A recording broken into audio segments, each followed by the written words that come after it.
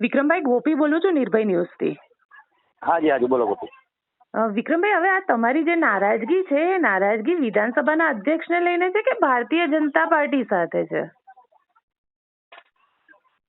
Hello. આ તમારી નારાજગી મારી એકચ્યુઅલી જે લોકોએ મેનેજમેન્ટ કર્યું હતું આ બધા કલાકારો બોલાવવાનું એ લોકો ખાસ એ લોકોનું છે ને, સરકારને બી એની જાણ હતી કે નહીં એ એકચ્યુઅલી મને ખબર નથી. એમના તરફથી કોઈ આવ્યું મેસેજ નથી આવ્યો સરકાર તરફથી. પણ જે લોકોએ મેનેજમેન્ટ કર્યું હતું, આયોજન કર્યું હતું, એ લોકોએ વિચારવું જોઈએ કે ચલો ભાઈ આટલા બધા સમાજના તમે લોકો બોલાવો છો, બરાબર, તો અમારા સમાજનો એક કોઈ કલાકાર હોત તો અમને સારું લાગે એમ. પણ સવાલ એ છે ને વિક્રમભાઈ કે એ તો વિધાનસભાના અધ્યક્ષે આમંત્રણ આપ્યું હતું. ભારતીય જનતા પાર્ટીના ઠાકોર નેતાઓએ આપની સાથે વાત કરી આ પછી?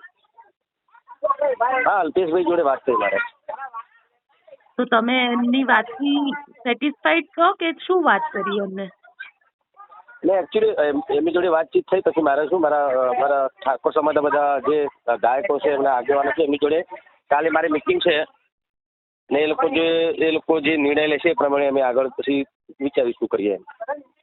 એટલે તમારી નારાજગી આજે યથાવત છે એકદમ? હાજી, જ્યાં સુધી એ લોકોને સામેથી કંઈક આવવાની જવાબ ત્યાં સુધી શું કરીએ. અને જ્યાં માની લો કે તમને વિધાનસભા બોલાવી લે તો પછી? એ મારા ઠાકોર સમાજના જે બધા આગેવાનો બધા સિંગરો છે એમને મારે પૂછવું પડે એ લોકો શું કહે છે, કેમ કે મેં મારા માટે કશું કર્યું નતું. હેલો. અને આજે ગેનીબેન પણ આવ્યા તમારા સમર્થનમાં?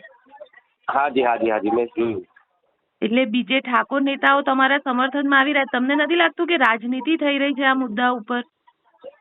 જો બેન, એ બીજા લોકો જે રાજનીતિ કરતા મારે આમાંથી રાજકારણથી મારે કંઈ લેવા દેવા નથી. મારા માટે તો ભાજપનું પણ એટલું જ સન્માન છે અને કોંગ્રેસનું પણ એટલું જ સન્માન છે મારા માટે. વિક્રમ ઠાકોર ચૂંટણી લડશે એટલે ચૂંટણીના મેદાનમાં ઉતરવાના મૂડમાં છે? ના, કોણ કીધું એવું?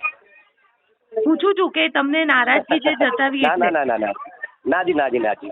ખાલી આ તો અમારા સમાજનો કોઈ કલાકાર ત્યાં હાજર નહોતો ને આ ઘણા સમયથી આ બધું જોતો આવ્યો તો હું.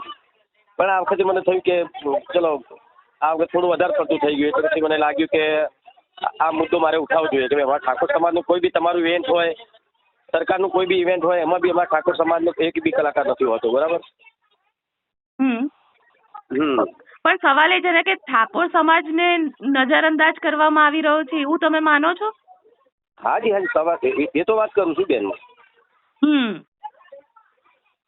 તો સરકારે એ તો વિચારજો ને, મેનેજમેન્ટ વાળા તો જે કરે છે જ છે, બરાબર, અમારા ઠાકોર સમાજને દૂર રાખે છે, પણ સરકારે બી આમાં ધ્યાન આપવું જોઈએ કે ના આપવું જોઈએ એમ કહું છું. કેમ કે જે લોકો મેનેજમેન્ટ કરે છે સરકારના છે ને બધા. તો સરકારે બી ધ્યાન આપવું જોઈએ ને. તો આને લઈને તમે હવે વાત કરશો શંકર ચૌધરી સાથે? એમની જોડે બી વાત કરીશ ભાઈ, આપણા ભૂપેન્દ્રભાઈ સાહેબ જોડે પણ વાત કરીશ કે આ ખોટું થઈ રહ્યું છે ને. આગળ પછી અમારો સમાજ આટલું બધું એમને સપોર્ટ કરતો હોય, અમારો આટલો સમાજ મોટો સમાજ છે, બરાબર, ભાજપ હોય કોંગ્રેસ, અમારો સમાજ બંને જ પક્ષમાં છે ને સપોર્ટ પણ ખૂબ જ કરે છે. તો એનું તમે આ રીતે સમાજની અવગણના કરો તો ના ચાલે ને. બિલકુલ વિક્રમભાઈ, અમારી સાથે વાત કરવા માટે આપનો ખૂબ ખૂબ આભાર. Thank you.